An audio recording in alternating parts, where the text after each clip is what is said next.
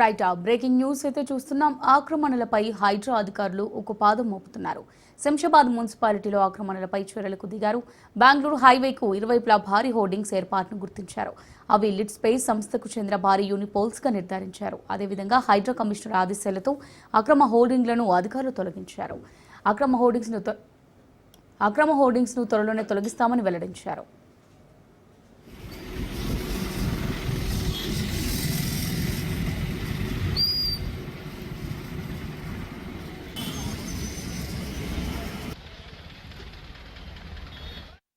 Commissioner గారి ఆధ్వర్యంలో ఈ అనాథరైజ్డ్ హోర్డింగ్స్ తీయడం జరుగుతుంది. శంషాబాద్ లో దాదాపు మేము 140 వరకు హోర్డింగ్స్ గుర్తించాము.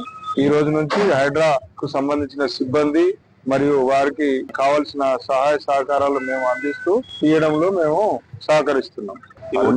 పర్మిషన్స్ గత ఏప్రిల్ వరకు ఉన్నాయి. తర్వాత ఎవరికి ఒక 100 ఇచ్చినాం.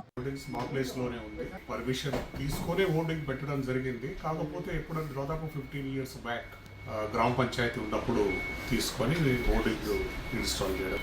తర్వాత ఏజెన్సీ మారి సెకండ్ ఏజెన్సీ వచ్చినారు, వాళ్ళు కంటిన్యూ చేయడం జరిగింది. దాంట్లో వాళ్ళు రెన్యూ చేయడం లేట్ అయిందో ఏమో అని నేను అనుకుంటున్నాను. నాకైతే కరెక్ట్గా తెలియదు.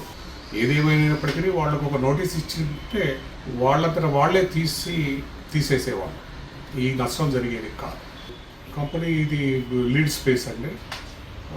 దాదాపు 1 crore వర్త్ వరకు నష్టం జరిగి ఉంటుంది అని అనుకుంటున్నాను. అంటే రెన్యువల్ ఎందుకు చెప్పిసుకోలేదు సార్? చేస్తలేరా లేదంటే డిలే అయిందా?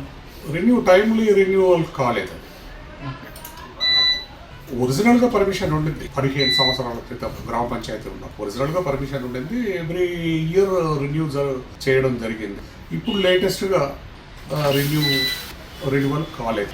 దాని గురించే వాళ్ళు వచ్చినట్టున్నారు. సో ఏదేమైనప్పటికీ వాళ్ళు ఒక నోటీస్ ఇచ్చింటే